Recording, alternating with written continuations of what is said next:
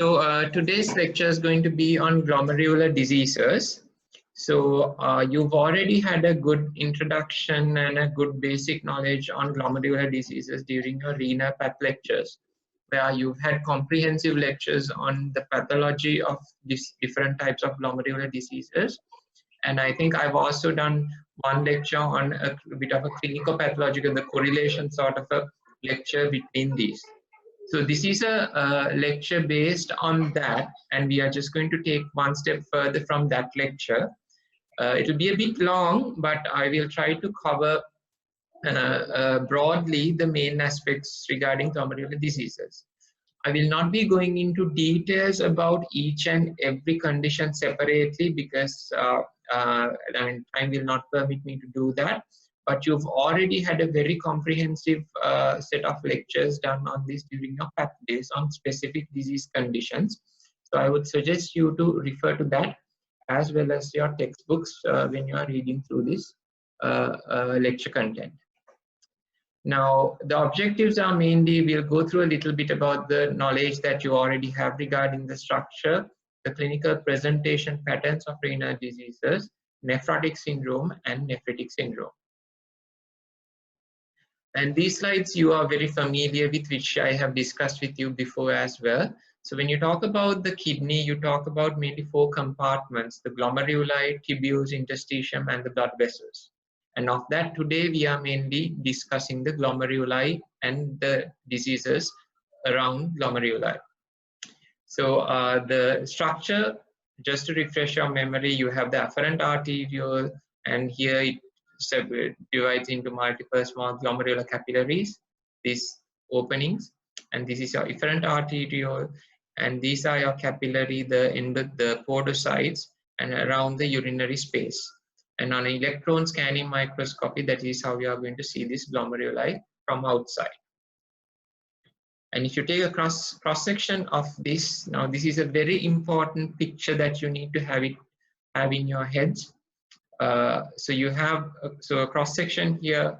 So when you do that, you have, these are your glomerular capillaries, the glomerular capillary endothelium, and then you have many of those with a fenestrated endothelium, and all these capillaries are held together by this in-between mesangial cells and the parenchyma of the mesangium.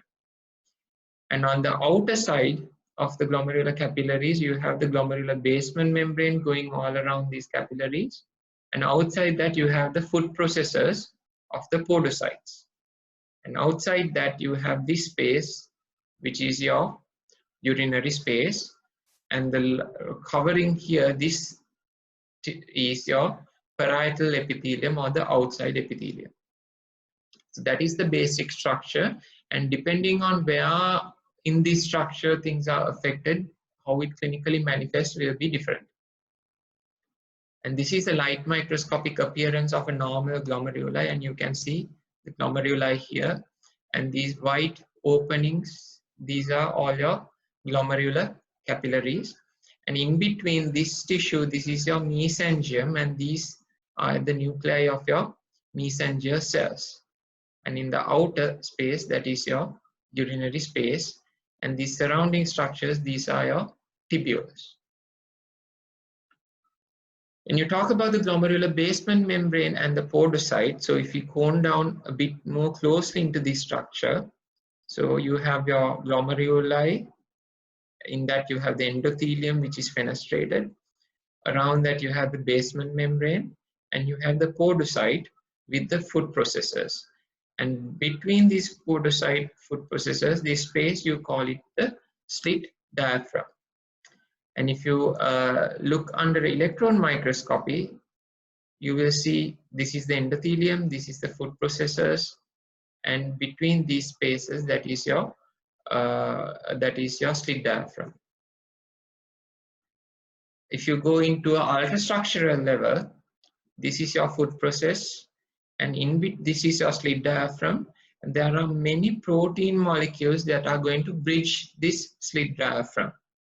And when these are affected, these are delayed, that's when you start leaking material out of this slit diaphragm into the urinary spaces.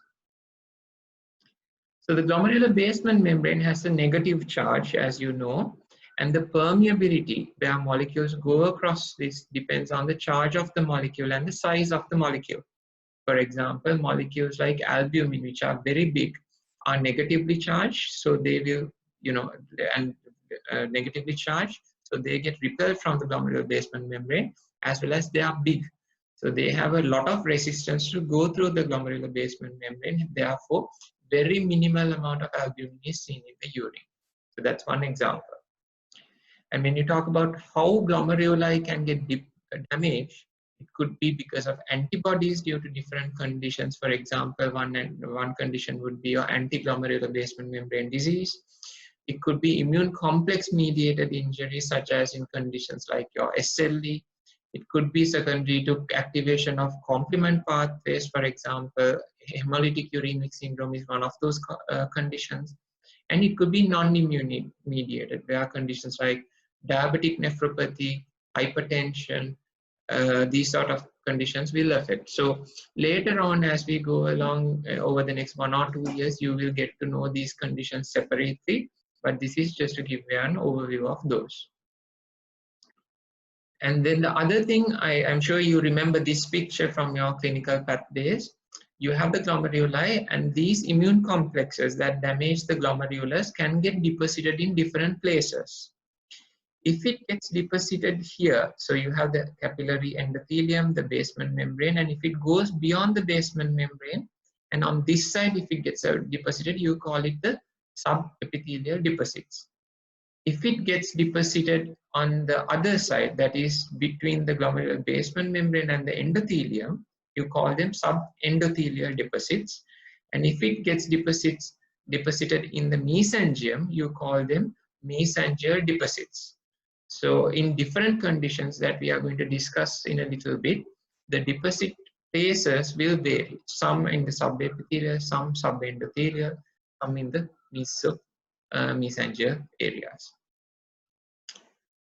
Now the next important thing is clinical manifestations of glomerular injury. So whenever the glomerulus is damaged, they can clinically manifest in different ways. And this depends on where in the glomerulus the damage has occurred and what the underlying mechanism is. So one of the easiest ways to remember this is, if the damage is happening on the podocyte side, that is the podocyte that's on the outer side of the glomerular membrane, the podocytes, the slit diaphragms, then it will clinically manifest as a protein, predominantly a proteinuric condition. So for example, diseases like minimal change, FSGS, will manifest like that. If the damage or the immune complex depositions happen on the medial, on this side of the glomerular basement membrane, then you get more damage to the endothelium, you get more inflammatory cells coming into the capillary basement membrane and capillary loops, and you get proliferative lesions. So there you manifest mainly with hematuria, proteinuria, that sort of clinical manifestations. So that is one easier way you can understand, depending on the site, how these will manifest differently. And we will discuss this in a bit more detail later.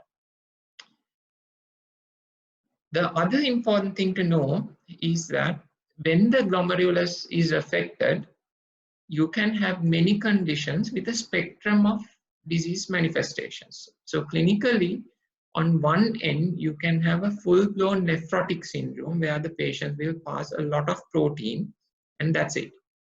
And on the other side, you will have a nephritic syndrome sort of a picture where you will have microscopic hematuria, that sort of a picture. And in between, these conditions can give rise to a range of disease conditions. So depending on that, this is some of the disease conditions we will discuss. For example, minimal change disease is predominantly a nephrotic syndrome. So that will mainly have proteinuria. On the other hand, crescentic glomerulonephritis causes a typical nephritic sort of a syndrome. In between these conditions like membranoproliferative, mesangial-proliferative, they can have a mixed picture where you can have a nephrotic part, a nephritic part, so they lie somewhere in between the clinical spectrum of diseases. So they can vary. Right. So the first thing when a patient comes to the ward with a kidney problem, the first thing that we need to do is to identify what the clinical presentation pattern of these patients are.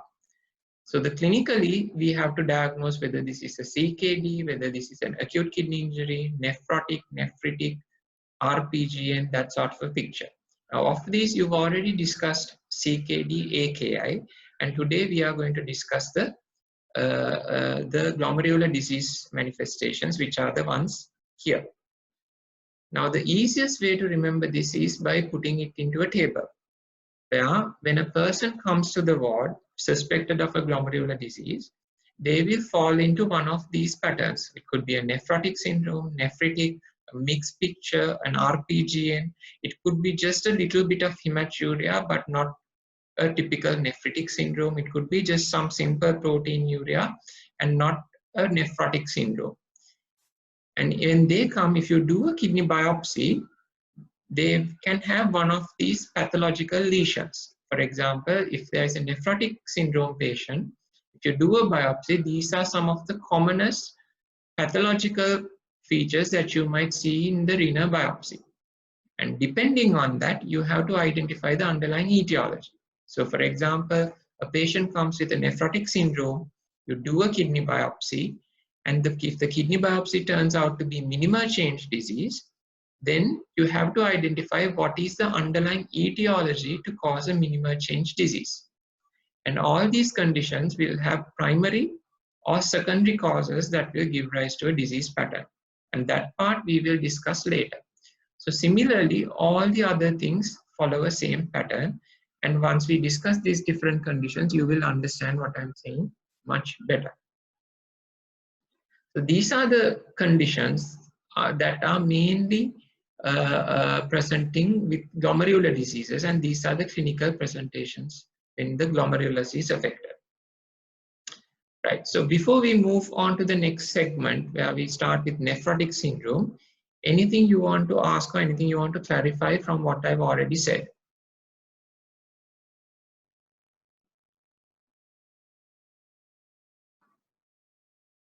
Okay, right. So we'll start with nephrotic syndrome. Nephrotic syndrome is clinically characterized by heavy proteinuria, usually more than 3.5 grams per day. And you know that a normal person can pass up to about 150 milligrams of protein per day. So here this is in grams. So if you convert this to milligrams, this becomes 3,500 milligrams per day. A normal person up to 150 milligrams can be normal. So this is a large amount of protein. Low albumin, generalized edema, hyperlipidemia, and lipiduria, some of the features of nephrotic syndrome. So this is a typical history. A 58-year-old male patient presents with generalized edema, frothy urine, and normally when they say frothy urine, you always have to think whether this patient is passing protein in the urine. And when you do investigations in the UFR, there is 4+ of protein, no red cells. If they do a quantification of the protein, and he's passing about 7 grams of protein over a 24-hour period. Serum albumin is very low, it's 1.8, and total cholesterol is high. So you can see that this is a typical nephrotic syndrome patient presenting with a typical nephrotic syndrome. So the clinical diagnosis becomes nephrotic syndrome. Now, if you can remember what we discussed, this is only the clinical presentation. Now we need to identify what the underlying histological diagnosis might be and what the underlying cause for this nephrotic syndrome is. So when you talk about causes, you can divide it into primary and secondary. It could be minimal change, FSGS, membranous nephropathy. These are some common primary glomerular diseases which can give rise to nephrotic syndrome. These are some secondary causes like diabetes, SLE, infections, some of these causes that can give rise to nephrotic syndrome in general. And when we talk about complications of nephrotic syndrome, as you already know, these patients are having low albumin. So because of low albumin, these patients can get edematous because when your albumin goes down, your oncotic pressure in the circulation goes down. So there is a lot of fluid that goes out of the intravascular compartment. These patients are susceptible for bacterial infection. They can get hyperlipidemia. They are higher risk of getting hypercoagulable because most of the coagulation factors can go out in the urine because of the high protein excretion. And they can become hypovolemic because the volume intravascularly goes outside to the extravascular system, and intravascularly you can get hypovolemic. So these are some of the common complications you see with nephrotic syndrome. So how do these patients get edema, and what's the relationship to hypoalbuminemia?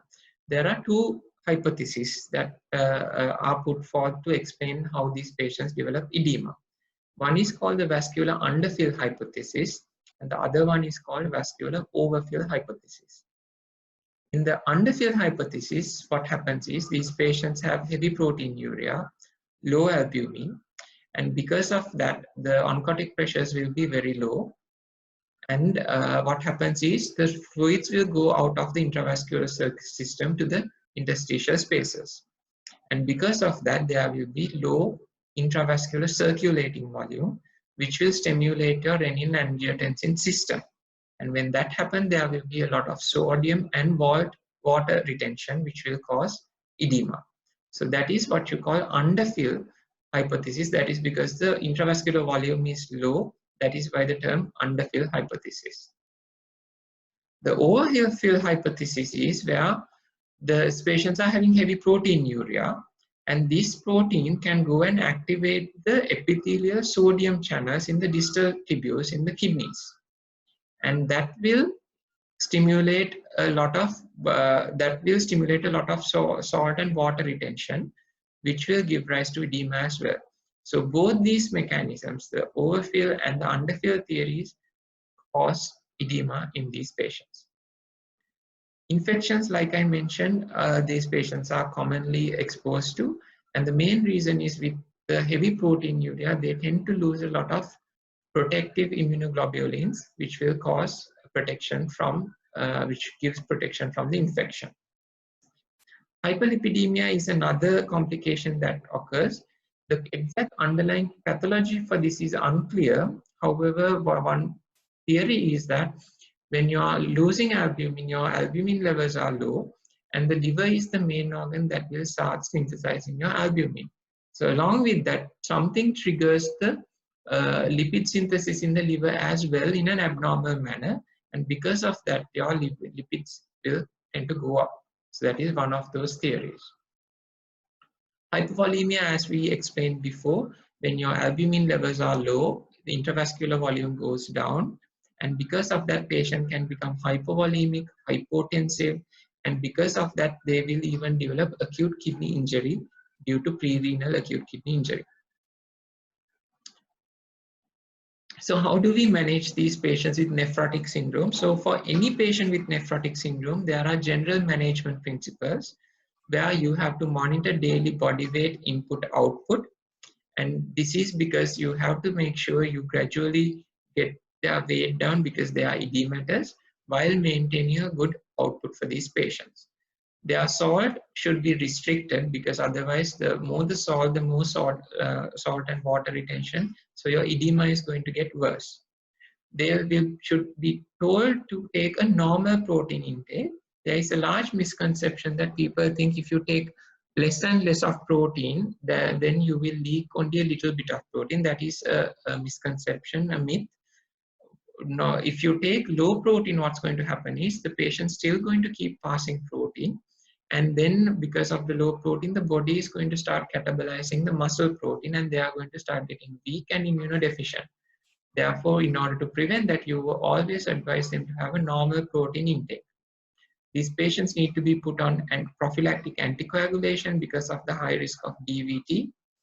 Their volume status needs to be assessed very regularly, and diuretics should only be given if these patients' volume status is adequate and if they are not dehydrated intravascularly. Otherwise, by giving diuretics, you are going to actually worsen the intravascular dehydration in these patients. Right. Now we will talk about 1, 2, or 3 conditions that will give rise to nephrotic syndrome. So one of the main or the commonest conditions is your minimal change disease. And this is seen in about 20 to 25% of the adult patients who come with nephrotic syndrome, and there is no gender predisposition. However, if you talk about children, they are really sensitive to steroids. Now this graph, if you see, you can see on the y-axis, on the x-axis age, and on the y-axis the percentage of patients. And if you look at the younger age groups, you will see the predominant number of minimal change disease patients are seen when you are in their childhood. And the numbers of minimal change disease gradually decreases as you age. So that tells us that in childhood, minimal change is very common, even up to about 90%. So if a child comes with nephrotic syndrome, 90% of the time you are sure that this is minimal change disease. And that is why in childhood, we don't do renal biopsies to patients who are coming with nephrotic syndrome, because we know that 90% of the time this is going to be minimal change. This is different in adult patients, where it's only about 20 to 25% of these patients who are going to have minimal change disease. Therefore, any adult patient who comes with nephrotic syndrome should have a renal biopsy to identify what the underlying histological pattern is. Now, what happens in minimal change disease? So normally you have the podocyte with the food processors like this. In minimal change disease, these food processors get damaged and they flatten out. And you call this food process effacement. And because of that, the slit diaphragm and those structures get damaged and you will start leaking protein. The best way you can see this is through an electron microscopy. And so this is a normal electron microscopic view. You can see the nice food processors. And here, this is a patient with minimal change disease where it has flattened out, effaced. And that is how you diagnose minimal change disease. However, if you look under the light microscopy, light microscopic appearance of minimal change disease will look almost normal. And that is why you give the name minimal change disease. So light microscopically, it will look normal, but only in electron microscopy, you will start seeing these abnormalities. So what are the causes of minimal change disease? Any primary glomerular disease will have a primary cause or a secondary cause. So minimal change disease can be secondary to primary or idiopathic, where you can't find another cause, or there could be secondary causes that can give rise to minimal change. It could be drug induced, these are some common drugs. It could be secondary to neoplasms, allergy, some infections. So you need to know at least 1 or 2 of these common conditions that will give rise to minimal change disease. So how do you treat minimal change disease? The mainstay is high-dose steroid therapy. And most of the patients will respond to this. However, if they are resistant or minimally responsive, then you need to start thinking of other medications like calcineurin inhibitors like cyclosporine or tacrolimus, oral cyclophosphamide, or mycophenolate mofetil. You don't need to know about these drug doses and things like that. Just to know a few drugs that are used should be more than adequate. So prognosis will depend on whether these patients are initially steroid sensitive or not. And depending on that, only the prognosis will vary. However, classically, most of these minimal change disease patients respond very nicely to steroids and do not lead to development of chronic kidney disease later. However, children, their response rates are much better than in adult patients. Right. So the second condition is focal segmental glomerular sclerosis. So this is another condition that can give rise to nephrotic syndrome in adult patients. So it is increasing worldwide gradually. It can affect any age of patients. Clinically, they will commonly present with proteinuria or nephrotic syndrome. Very rarely, some of these patients can develop some hematuria and they can have hypertension, but commonly it's proteinuria. So the pathology and what happens is that, so this is a normal glomerulus. In FSGS, a part of the glomerulus will get scarred or sclerosed. and hence the name focus segmental glomerular sclerosis. So in a renal biopsy, you will see a normal area as well as patchy sclerosed areas in the glomerulus. And these sclerosis in different parts of the glomerulus can happen due to many causes. And you divide it according to this. So the causes of this FSGS could be primary FSGS, where it could happen because of a circulating factor. It could be adaptive FSGS, where the kidney has to work a bit extra in patients with obesity, or if a person has only one kidney, that other normal kidney will have to work extra. And that extra pressure with time can cause sclerosis of parts of the glomerulus. There are genetic conditions that will give rise to FSGS. There are some viral infections like HIV, parvovirus, these ones that can give rise to FSGS lesions. And some medications like your pamidronate lithium that can give rise to FSGS as well.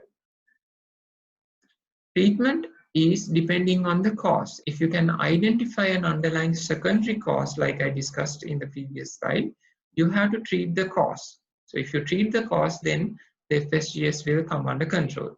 However, if you can't find a cause, and if it's a primary FSGS, then your treatment options will become steroids or calcium urine inhibitors like cyclosporine tacrolimus, BIP, or MMF. So these are some of the drugs you can use for FSGS lesions. So the third disease condition that will again give rise to typically a nephrotic syndrome is your membranous nephropathy. So this is again a common cause of adult nephrotic syndrome. 1/3 of these membranous nephropathy patients without any treatment will go into a complete remission, where their proteinuria completely settles without any treatment. However, 1/3 of these patients with time will progress to end-stage kidney disease, and another third will continue to have some degree of proteinuria without any fast progression to end-stage, but they will remain having a proteinuria and with slow progression to CKD.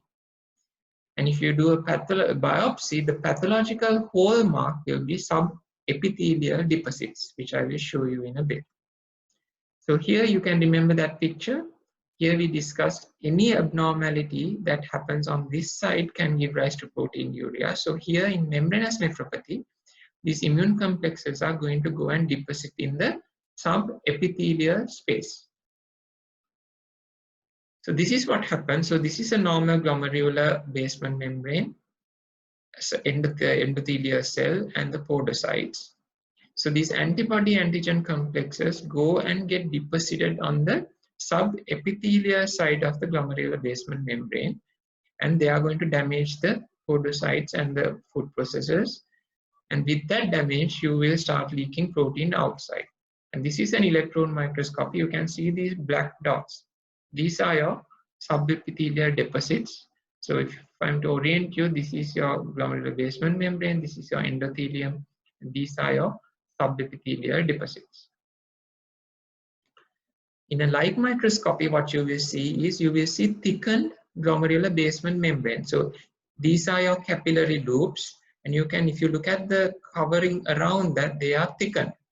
And that is because the immune complexes. So these immune complexes outside here will make the outer covering of the endothelium look very thickened. So you have a thickened basement membrane, and if you stain this with silver stain, you will see these spikes, sort of an appearance here, these spikes. That is because of the immune complexes. So these immune complexes are going to look like spikes on a silver stain. So what can cause membranous nephropathy? Again, majority are idiopathic, where you can't find another cause, but there are some secondary causes that will give rise to membranous. Could be infections, autoimmune conditions, neoplastic, drug-induced, and some miscellaneous conditions. These are commonly giving rise to membranous nephropathy. Again, the management is, if you can find a secondary cause out of these, you treat the secondary cause, and then your membranous nephropathy will improve. If you can't find a cause, initially you always have to start treating with ACE inhibitors or angiotensin receptor blockers, because these will reduce the proteinuria. And in some patients, if you can remember the first slide I put, 1/3 of these patients without any treatment spontaneously resolve. So you try with these and see whether they spontaneously resolve. If they don't, and then you need to start thinking of starting immunosuppressive medications. Your options are steroids, drugs like cyclophosphamide, calcineurin inhibitors, and your drugs like rituximab. All can be used at different situations depending on the patient.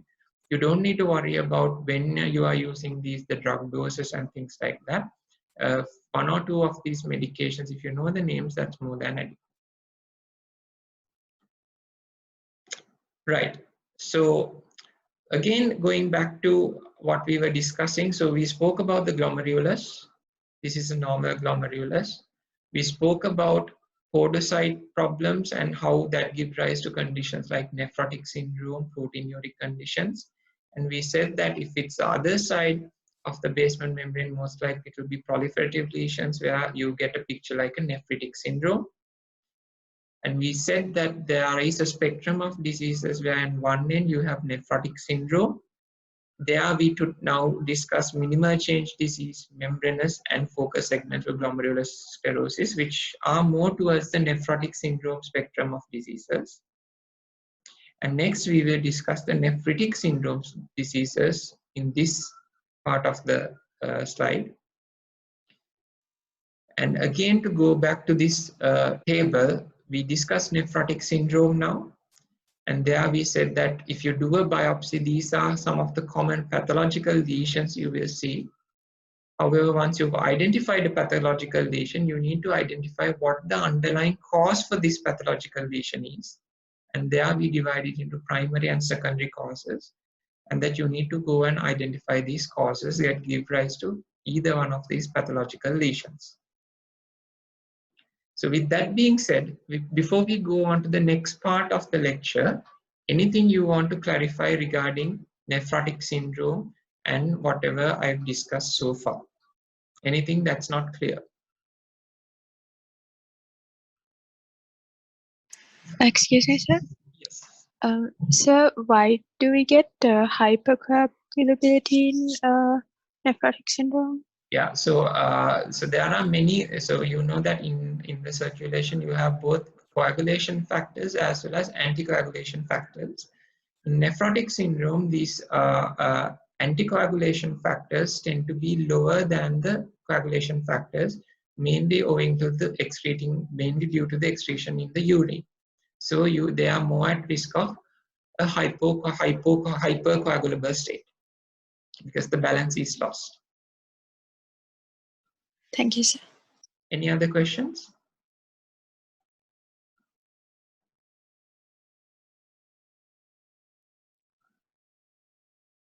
Okay, right. So we'll move on to the next part of the lecture, which is your nephritic syndromes. Nephritic syndromes are mainly characterized by hematuria, which is commonly microscopic, and in a few instances it could be macroscopic. And the most important thing is these patients will have dysmorphic red cells. Now you know what dysmorphic red cells are. We've already discussed this. Dysmorphic red cells are when you suspect upper urinary tract bleeding, either when there's a pathology in the glomerulus or in the upper tubules. They will have oliguria, hypertension, mild to moderate degree of edema, and a variable degree of proteinuria. And something that's important to note is that this proteinuria is not to the extent of a nephrotic syndrome. It will always be less than that, but you will certainly have some degree of proteinuria as well. And typically these patients present with proliferative sort of a glomerulonephritis, which we will discuss in a little bit. So what happens in nephritic syndrome, and if you can remember the picture that I showed you where the damage happens on the glomerular basement membrane medial side of things, what happens is there will be a lot of inflammatory cells that comes into the capillary lumen in the glomerular capillaries. And this will injure the capillary wall, which will lead to hematuria, where the red cells will go out of the capillary lumen into the urinary space. And that's how you get hematuria in nephritic syndrome. At the same time, when there's a lot of inflammatory cells occluding the glomerular capillaries, you can imagine the amount of blood that's going to come into the capillaries are going to be less and less. And these patients are going to have renin. When your GFR goes down, your patients will have low urine output and oliguria. And at the same time, if you can remember your physiology, when your GFR goes down, it's going to stimulate the renin-aldosterone system. Both of these are going to cause more and more sodium and water retention. And when that happens, the patient's going to become more edematous and the patient's going to have hypertension. So that is why nephritic patients are going to have hematuria, a little bit of edema and hypertension and oliguria. So in any patient with nephritic syndrome, there are some general management steps you need to follow. Again, monitoring becomes very, very important. You have to monitor blood pressure, body weight.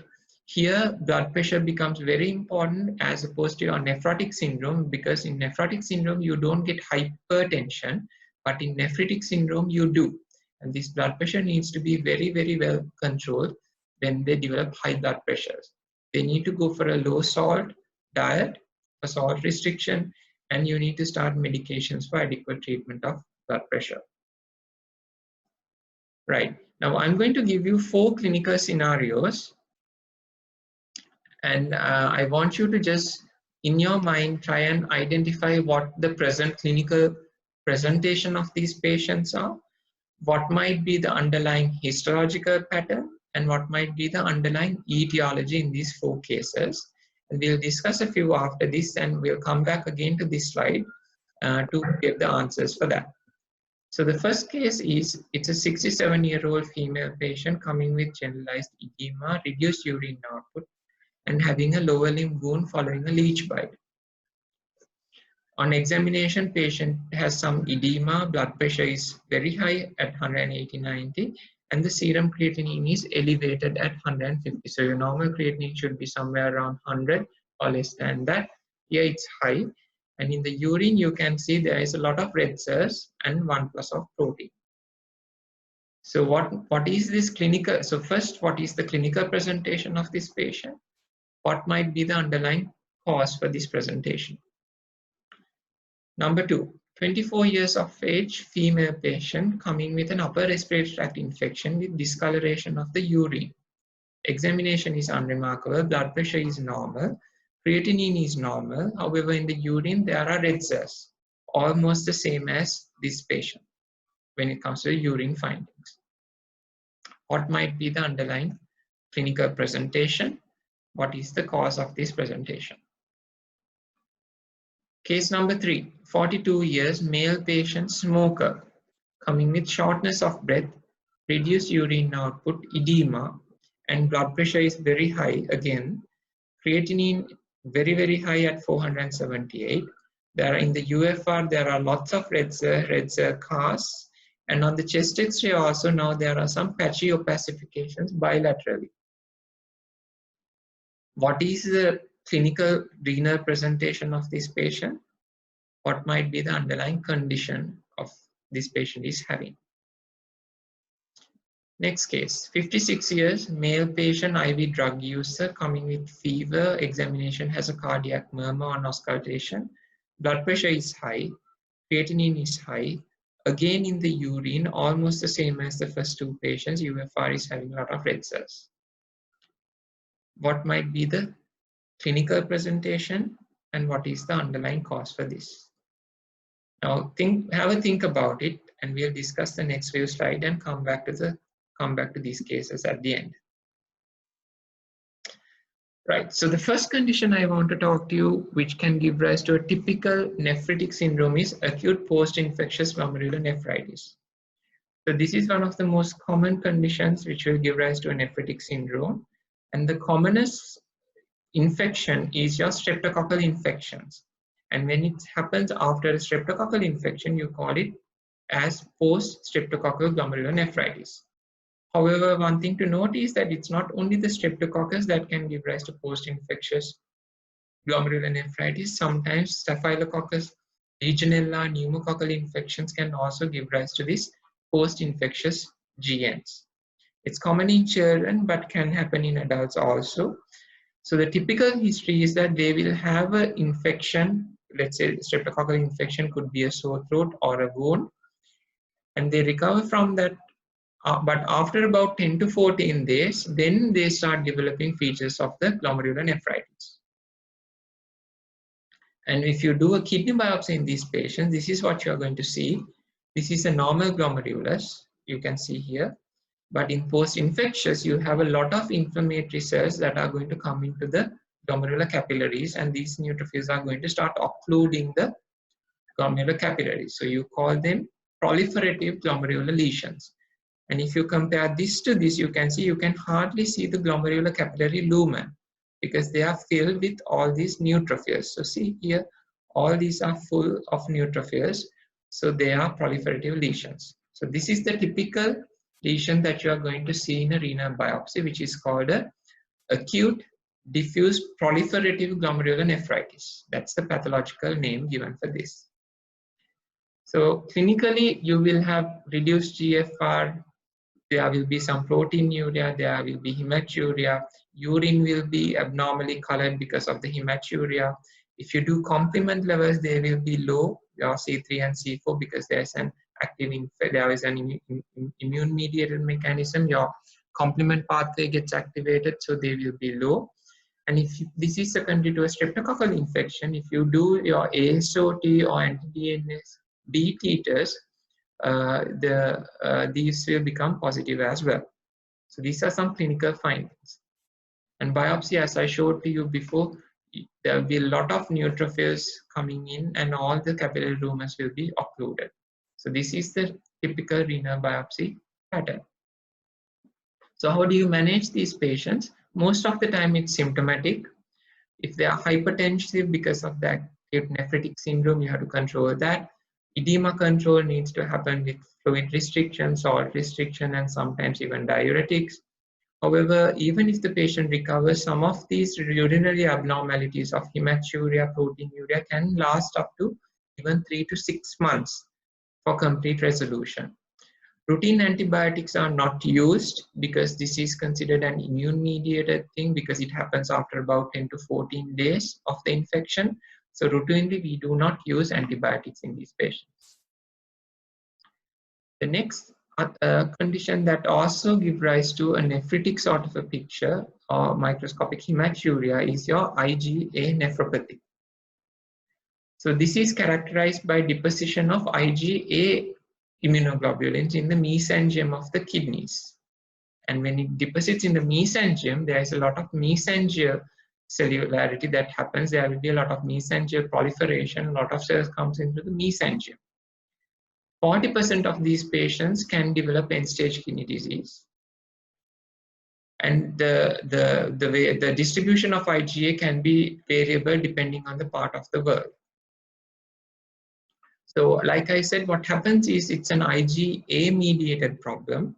So in this condition, if you do a kidney biopsy, you will see IgA getting deposited in the kidneys. The other conditions that have a similar appearance is your Henoch-Schwann line purpura, because Henoch-Schwann line purpura is also something like IgA nephropathy, where in IgA nephropathy it's only affecting the kidneys, but in Henoch-Schwann line purpura, while affecting the kidney, it can affect other parts like the skin, joints, bowel as well. So Henoch-Schwann line purpura, IgA are both similar diseases in different spectrums. So this is the biopsy finding that I told you about. So you can see here, this is the glomerulus and this is the mesangium. These are your capillaries, this is the mesangium. You can see that they have expanded, and that is because there is a lot of IgA that's getting deposited in the mesangium. And if you do immunofluorescence staining with IgA, you can see these nicely lit up immunofluorescence with IgA. That is diagnostic of IgA nephropathy, and that is how you diagnose IgA nephropathy. So clinically, they can manifest in any way. They can come from asymptomatic hematuria, just pure and simple hematuria, to a classic picture of a rapidly progressive glomerulonephritis. So commonly they can have hematuria with minimal proteinuria, they can have a CKD pattern, they can have nephritic patterns, RPGN, they can present in any way. Treatment-wise, first-line treatment is ACE inhibitors or angiotensin receptor blockers because that will reduce the proteinuria. And then if that's not improving, you can start steroids for these patients. However, if they present with crescents leading to a rapidly progressive glomerulonephritis, then you need to start thinking of drugs like cyclophosphamide. Now that brings us to the topic of rapidly progressive glomerulonephritis. So rapidly progressive glomerulonephritis, or RPGN, is a type of a nephritic syndrome. Again, it's a nephritic syndrome where the patient is also having an acute kidney injury. That is, your creatinine is high, elevated abnormally, and they also have a nephritic picture where there is hematuria, hypertension, and edema. When both happen in combination, then you say it's a rapidly progressive glomerulonephritis. Here, the kidney function can decline within days to weeks. And the hallmark lesion, if you do a kidney biopsy, is crescents in the renal biopsy, where you say it's a crescentric glomerulonephritis. So what can cause crescentric glomerulonephritis or a rapidly progressive GN picture? You divide it into mainly three groups. It could be antiglomerular basement membrane disease, immune complex mediated disease, or quasi-immune glomerulonephritis. Now you will discuss these conditions in detail separately with your rheumatology lectures and some in your renal lectures next year. But for the moment, you need to know the basic classification and what the conditions that will give rise to a picture of crescentric glomerulonephritis. So clinically, they will manifest as loss of renal function, oliguria or anuria, and features of a typical nephritic glomerulonephritis picture where you have significant dysmorphic red cells, hematuria, red cell cast, and some proteinuria. And this is what happens. So when there is the normal glomerulus, you have whatever the etiological factor will cause that causes damage to the glomerular endothelium. And because of that, your inflammatory cells starts going out into the urinary space. And there it will start accumulating in the urinary space into the shape of a crescent. And with time, this will gradually build up and you end up with these crescents that you see in the glomerulus. And in a light microscopic appearance, this is how you are going to see it. This is your glomerulus, and around you can see the crescents that have formed. So once you diagnose a crescentric glomerulonephritis in the light microscopic appearance like this, the next thing is you need to do an immunofluorescence. You need to stain them, because depending on the stain, only you can categorize whether it's anti-GBM disease, it's immune complex, or a quasi-immune GM. So this is how you're going to see it. When you stain it, if your glomerulus stains like this in a nice linear pattern, that is your antiglomerular basement membrane disease group of diseases. There you diagnose this is crescentric glomerulonephritis secondary to anti-GBM disease. If you see the immunofluorescence staining in a granular pattern like this, then you know that it's an immune complex mediated GN, and you have to look for the causes of all the immune complex GNs. If there is no staining at all, so here it's not staining with immunofluorescence, you call it quasi-immune GN. And there, if you go back to the slides again, so your quasi-immune GNs are because of your ANCA-associated vasculitis.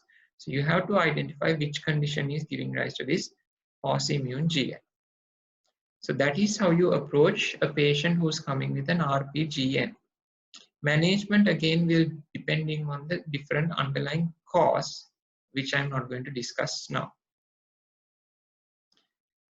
Now for the final disease group is your membranoproliferative glomerulonephritis. Now all these conditions are mentioned in your Homa and Clark and in your other textbook. Yeah, so I'm only giving you an overview so that when you go back to your textbook, you will understand this better. So one of those conditions is your membranoproliferative glomerulonephritis.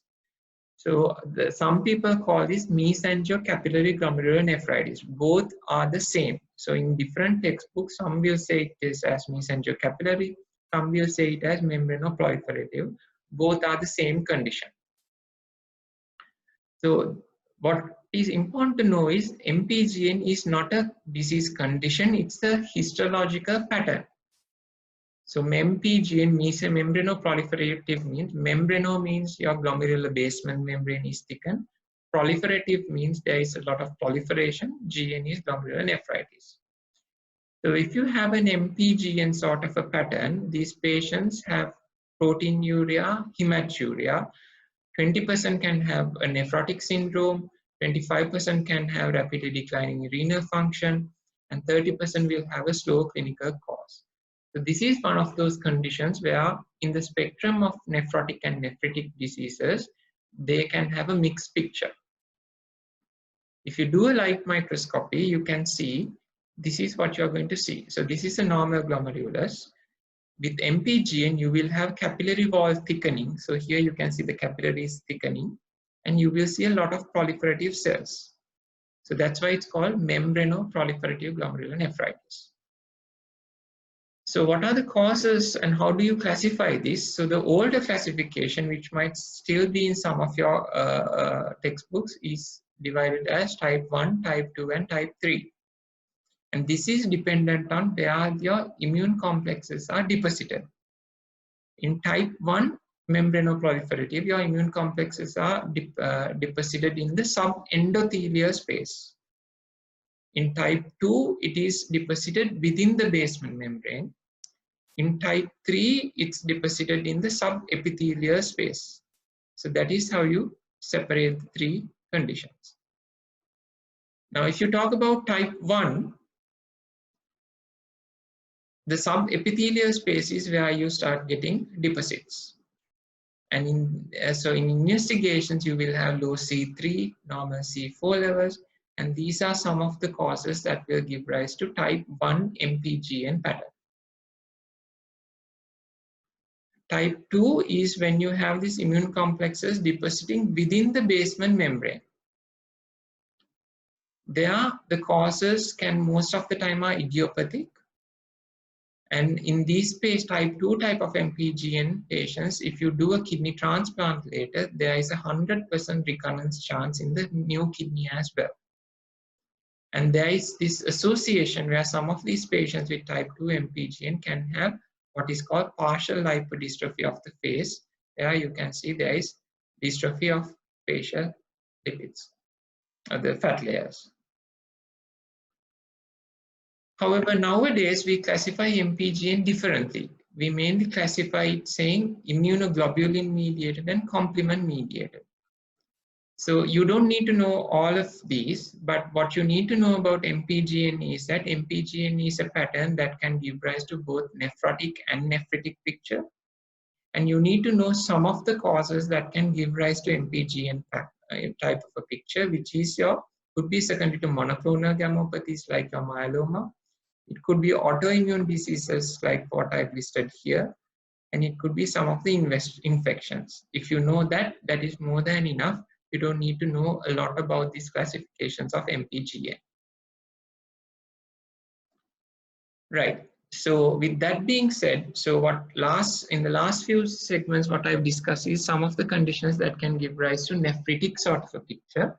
And with that being said, we'll go back to our 4 cases. So what might this first patient be? Now, this patient's having edema, reduced urine output, high blood pressure, hematuria. So the clinical presentation here is of a acute nephritic syndrome. And then you have to go through all the conditions that can give rise to an acute nephritic picture. So here it's following a leech bite. So there is evidence of some infection.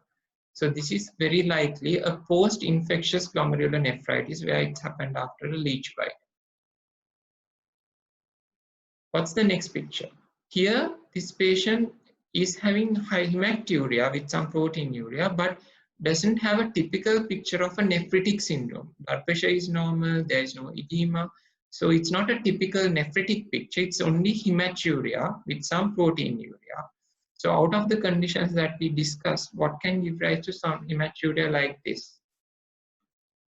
IgA nephropathy. And if you, when you go back into the slides, you will remember IgA nephropathy, I said that it can present in any way. It could be just a simple hematuria.